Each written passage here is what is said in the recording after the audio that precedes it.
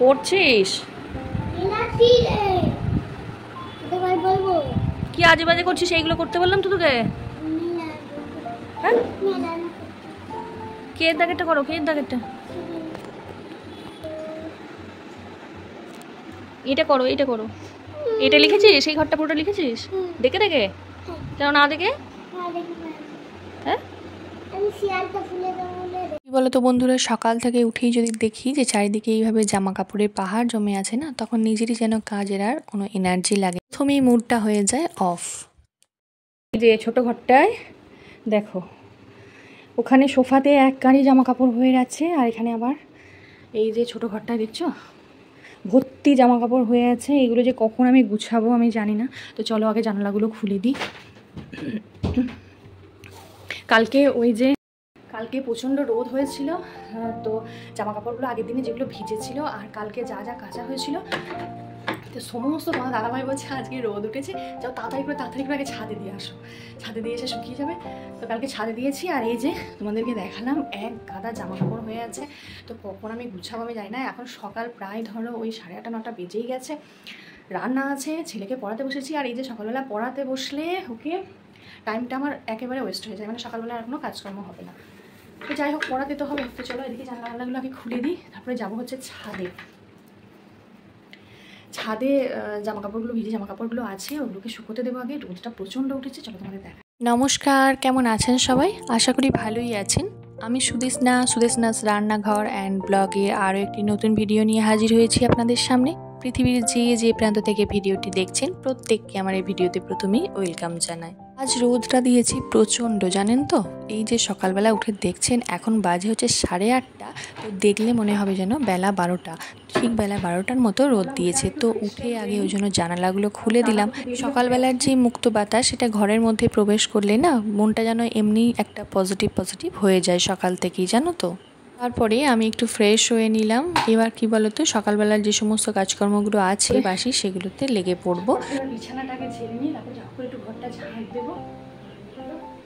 তো এগুলাকে তুলে রেখে দিয়েছি, মানে বালিশ টালিশগুলো সরিয়ে দিয়েছি, ঝাড়া হয়। আর আজকে সেভাবে ক্লিনিং কিছু করবো না, আজকে এমনি দেরি হয়ে গেছে।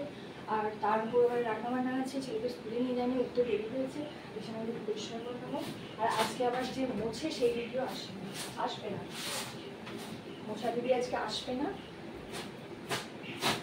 আজকে সকালবেলায় ওই ঘুম থেকে উঠেই দেখি যে 6:45 মতো বেজে গেছে। তো কী বলো তো, ছেলেটা স্কুলটাও কামা হয়ে গেল, মানে আজকে নিয়ে যেতে পারলাম না।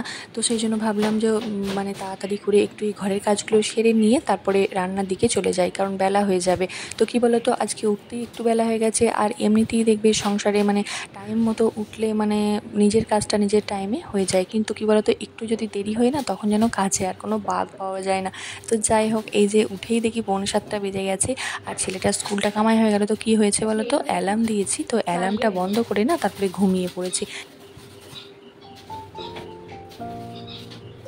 সকালবেলা উঠেই তো ধরো এই ঘরের কাজে হাত দিয়ে দেওয়া যায় না, কারণ সকালবেলা উঠে ফ্রেশ হতে হবে নিজেকে, তারপরে ছেলে আছে, ছেলেকে উঠে ফ্রেশ করতে হবে, তারপরে ধরো এই সকালের খাওয়া দাওয়া করাতে হবে। এইখানেই প্রায় ওই 1.5 থেকে 2 ঘন্টা মতো আমার টাইম এদিক ওদিক হয়ে যায়। তো বুঝতেই পারছো সকালবেলা ঘরটা ঝাড় দেবো, এখনো ছাদে যেতে হবে। কি বলো তো, সংসারে যতটুকুনি আছে তোমার, মানে যতটুকুনি তোমার আছে সংসারে, সেইটুকুনিকে যদি পরিপাটি করে সুন্দর করে গুছিয়ে রাখা যায় না, খুবই ভালো দেখতে লাগে। এবং আমি যে জায়গাটায় থাকবো আমি মনে করি সেই জায়গাটাকে যদি পরিষ্কার পরিচ্ছন্ন করে সাজিয়ে গুছিয়ে রাখো, তাহলে তুমি মাটির বাড়ি হোক বা মানে ইটের বাড়ি, যে বাড়ি হোক না কেন, সেই জায়গাটা যদি সুন্দর করে গুছিয়ে রাখো দেখবে নিজেরই ভালো লাগে এবং সেখানে থাকতেও ভালো লাগে, আর তাছাড়া দেখতেও ভালো লাগে। আর আমার মনে হয় পরিপাটি করে সাজানো গোছানো সংসার সেটা একটা পজিটিভ এনার্জি দেয়, সেটা তোমার শারীরিকই হোক বা মানসিকই হোক, সব দিক থেকে তুমি একটা পজিটিভ ফিল করবে এবং মনকেও মানে। আর এই সমস্ত কাজ তো মেয়েরা খুব ভালোই পারে, মানে যে সমস্ত গৃহিণীরা বা মেয়েরা তারা এই সমস্ত ঘর বাড়ি পরিষ্কার পরিচ্ছন্ন রাখা ভালোই পারে। আর এই কাজগুলো করে না নিজের মধ্যে মানসিক একটা তৃপ্তি পাওয়া যায়। মানে আমি আমার মতো মানুষদের কথা বলছি অবশ্যই, যারা এগুলো পছন্দ করে, ঘর বাড়ি পরিপাটি করে রাখা, সাজিয়ে গুছিয়ে রাখা পছন্দ করে, তাদের একটা মানসিক আলাদাই শান্তি মেলে। আর তোমাদের একটু আগেই তো বললাম যে আজকে যে দিদি আমাদের ওপরটা মুছে দেয় সে আজকে আসবে না, মানে সে ওই সপ্তাহে 3 দিন মতো মোছামুছি করে, মানে ওপরের পার্টটা 3 দিন মতো মোছামুছি করে। তার বাকি যে 3-4 দিন থাকে তার মধ্যে আমি এবার নিজে এগুলো কী বলো তো করে নেওয়ার চেষ্টা করি। এবার সবসময় সেগুলো ভিডিওতে হয়তো ক্লিপ আকারে তুলে ধরা হয় না, সম্ভব হয় না, কারণ এত তাড়াহুড়োর মধ্যে করতে হয় না, সমস্ত কিছু মানে তুলে ধরতে পারি না। কেন বলো তো, সংসারে তো আর একটা কি দুটো কাজ না। আর আমাদের এই ভিডিওটা ধরো 20 মিনিটের মধ্যে বা 15 থেকে 20 মিনিটের মধ্যে দেখাতে হয়। এবার সংসারের সব কাজ কি 15 থেকে 20 মিনিটের মধ্যে হয়ে যায় বলো তো তোমরা? কারণ এই কাজগুলো দেখতেই ভালো লাগে, কিন্তু করতে যে কতটা কষ্ট সেটা আমরাই জানি। এই সমস্ত কাজ মানে ধরো এতগুলো ঘর পরিপাটি করে রাখা, মানে প্রত্যেকটা কোণা কোণা সুন্দর করে পরিষ্কার করা, পরিষ্কার পরিচ্ছন্ন করে তারপরে ধরো সমস্ত বিছানাপত্র গোছানো, তারপরে এই ঝাঁটপালা দেওয়া, তার সঙ্গে সঙ্গে বাচ্চা আছে, সমস্ত কিছু রেডি করে আবার দেখতেই পেলে তোমরা তাকে পড়তে বসিয়েছি। মানে আমার মাত্রই পড়তে বসানো, তাকে পড়তে বসিয়ে আমি যদি কাছে বসে না থাকি তাহলে সে পড়বে না। তাহলে বুঝতেই পারছো যে কতটা শ্রমসাধ্য ব্যাপার।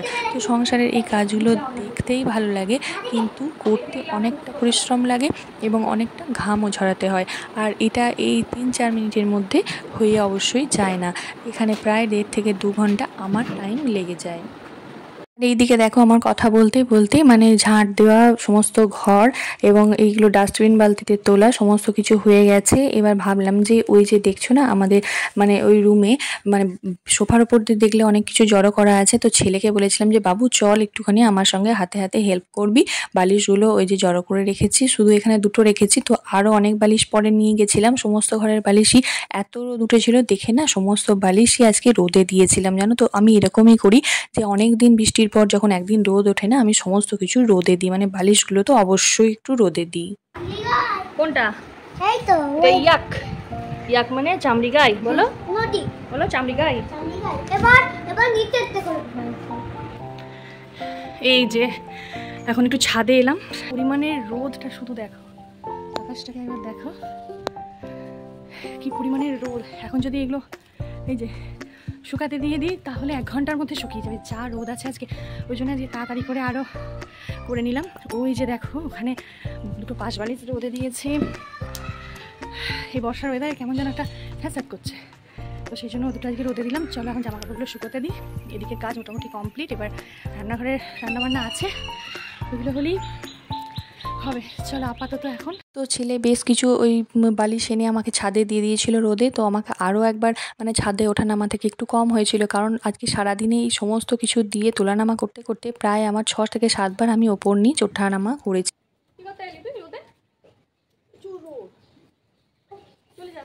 চলে যা, প্রচুর রোদ, চলে যা চলে যা। আচ্ছা ঠিক আছে চলে যা, প্রচুর রোদ। হুম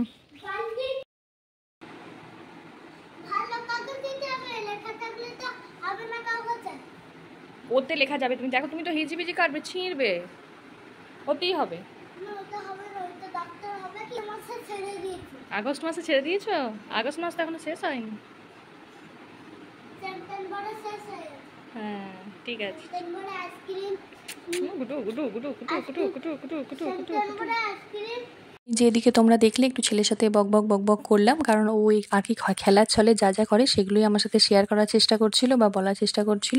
তো আমি ওর সাথে একটু বকবক করলাম, বেশ ভালোই লাগে ওর সাথে একটু বকবক করতে, আর ও একটু মজা পায় জানো তো আমাদের সাথে বকবক করে। তো এদিকে চলে এলাম হচ্ছে রান্নার আগের দিনে দেখিয়েছিলাম যে একটা দাদা বড় বড় দুখানা পেঁপে দিয়ে গেছিলো, তো সেই পেঁপে দিয়ে না ছোলা দিয়ে তরকারি করেছিলাম, ভীষণ ভালো লাগে খেতে। আর এইদিকে দেখো এখন তোমাদের দাদাভাই কালকে বাজার থেকে নিয়ে এসেছিলো মিষ্টি, তো সকলের জন্য, তো অর্ধেক উঠে গেছে, অর্ধেক শেয়ার করলাম। আর এদিকে একটা বাসি দুধ ছিল কালকের একটা বাটিতে, তো সেটাই একটু ছানা কাটিয়ে নিয়েছিলাম। আর ওইটা করেছিলাম হচ্ছে থোর ভাজা, মানে আমি জানো তো এই থোরটা একেবারেই পছন্দ করি না, মানে মোচা খেতে আমার খুব ভালো লাগে কিন্তু থোর খেতে একেবারেই ভালো লাগে না। আর হচ্ছে চিংড়ি মাছ দিয়ে আলু দিয়ে তরকারি হয়েছিল, সেই চিংড়ি মাছের তরকারিটাও আমার খুব একটা ভালো লাগে না, কারণ চিংড়ি মাছ খেতে ভালো লাগে অন্য পদ তৈরি করে, কিন্তু এই আলু দিয়ে তরকারিটা আমার একেবারেই ভালো লাগে না। এটা আবার আমাদের বাড়ির প্রত্যেকেরই খুবই পছন্দের, আমি বাদ দিয়ে। তো সেই জন্য আমি আর আমার ছেলের জন্য আমি একটু ডিমের ডিমের ঝোল বানিয়েছিলাম আলাদা করে।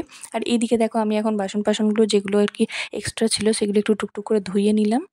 একটু হচ্ছে শশা কুচিয়ে নেবো কারণ মুড়ি খাওয়ার জন্য। কালকে তোমাদের দাদাভাই না এই শশাগুলো আর এই যে দেখছো আপেল, এই 1 কেজি আপেল আনিয়েছি, কারণ এই ছেলেকে স্কুলে টিফিন দেওয়া বা ও আপেল খেতে বেশ পছন্দ করে, তো সেই জন্য 1 কেজি আপেল আনিয়েছি।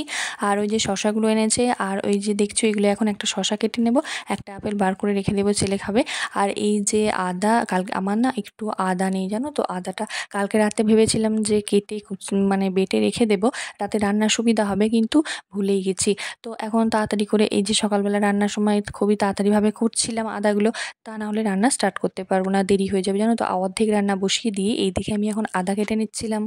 তো আদা আমি এইভাবে কেটে, আদা রসুন সমস্ত কিছু এইভাবে কেটে আমি 3-4 দিন মতো মানে মোটামুটি ওই 1 সপ্তাহের মতো স্টোর করে রাখি, কারণ আমার মনে হয় খুব একটা হেলথের কিছু মানে এতে প্রবলেম হয় না, খুব একটা কিছু মানে অসুবিধা হয় না এইভাবে যদি মানে আদা বেটে রেখে দিই। কারণ অন্যান্য জায়গায় বা ধরো বাইরের দেশে মানুষরা কী করে, এইভাবে তো ফ্রোজেন জিনিস এইভাবেই তারা ব্যবহার করে, বা যে কোনো রেস্টুরেন্টে আমরা যখন যাই তারা তো এইভাবেই ঝটপট বা চটজলদি যে রেসিপিগুলো বানিয়ে দেয়, তারাও তো এইভাবে কিছু টিপস অ্যান্ড ট্রিক্স ফলো করে, তাই না বলো? তা নাহলে এত তাড়াতাড়ি তারা কীভাবে করে? তো আমারও সেইভাবে মনে হয় যে এইরকম করে যদি একটু স্টোর করে মানে রেডি করে রেখে দিই, তাতে আমাদের রান্নারও সুবিধা হয় আর খুব একটা অসুবিধা হয়ও না, বা হেলথেরও বিশেষ কিছু প্রবলেম হয় না। তো দেখো এইদিকে আমি আদাগুলো কুচিয়ে নিয়ে ঝটপট করে এখন মিক্সচারে দিয়ে বেটে নেব।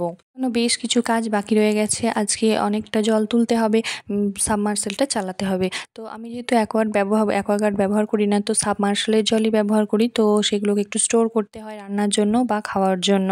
আর এদিকে দেখো আমি সমস্ত মশলাপাতি বেটেও নিয়েছি, আর কি বলো তো, একটি কন্টেনারের মধ্যে ভালো করে ঢেলে সেটাকে ডিপ ফ্রিজের মধ্যে দিয়ে রেখে দেবো। আর এই যে দেখো আমি এখন কাঁচা পাকা লঙ্কা দিয়ে আদাটাকে বাটবো ভালো করে।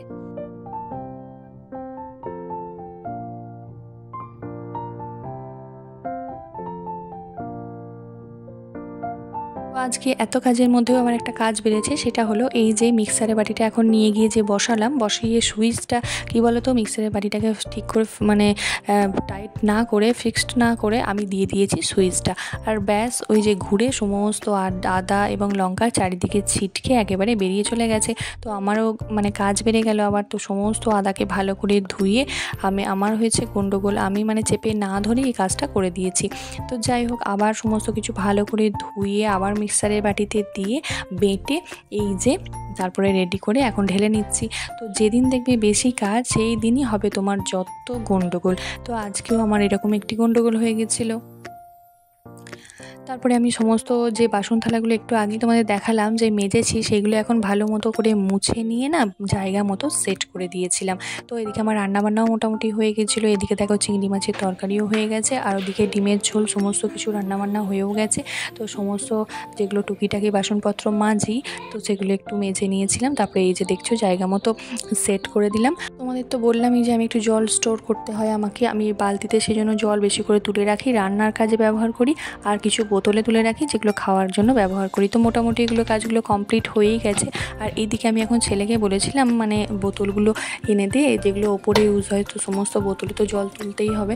তো ও একটু আমাকে এগুলো টুকিটাকি আজকে হেল্প করে দিয়েছিল বলে না মানে অনেকটা কাজ আমার মানে এগিয়েও গেছিলো। আর তার থেকেও বড় কথা হলো এই যে ওপর আর নিচ করতে গিয়ে না প্রচণ্ড পায়ে ব্যথা করে জানো তো। তারপরে ওপরে চলে এসেছি স্নান করার জন্য, মুখে এই যে এখন প্যাক লাগিয়ে নিয়েছি, স্নান করে নেব। তো চলো, ভিডিওটা যদি তোমাদের ভালো লেগে থাকে তাহলে একটা লাইক করতে ভুলো না। এই ভিডিওটা আজকে অনেকটা কাজকর্মের মধ্যে দিয়ে বড় হয়ে গেছে, আর বড় করলাম না। হচ্ছে ছাদে, আর এই যে দেখছো আজকে এই এসির কভারটা কিনেছি, একটু রোদেও দেবো, কাচবো না নতুন, একটু রোদেও দেবো। আর ওই যে ওইদিকে দেখতে পাচ্ছ, ওই যে ওইদিকে দেখো বালিশগুলো, আজকে সমস্ত 3টে ঘরের বালিশের কভারগুলো খুলে ভালো করে রোদে দিয়েছি। আর এখন স্নান করে এলাম একটু রোদে। আর এটা আজকে এখন পরাবো না, এটা কিনে রাখলাম, আর একটু ঠান্ডা পড়বে যখন, তখন পুজোর আগে এসিটাকে আর একটু ভালো করে মুছে টুছে নেব, যখন ক্লিনিং করবো আরেকবার পুজোর আগে, তখন ভালো করে মুছে নিয়ে তখন পরিয়ে দেবো পুরো শীতকালটা। আর তো খোলা হবে না, তখন অলরেডি এটা পরানোই থাকবে। আর তো চলো, আজকের মতো ভিডিওটা এখানেই শেষ করছি। যদি ভালো লেগে থাকে চ্যানেলটিকে সাবস্ক্রাইব করে রাখতে পারো, আর যারা অলরেডি এই কাজটা করে রেখেছো তাদেরকে জানাই অসংখ্য ধন্যবাদ। তো চলো, আজকের মতো ভিডিওটা এখানেই শেষ করছি, টাটা।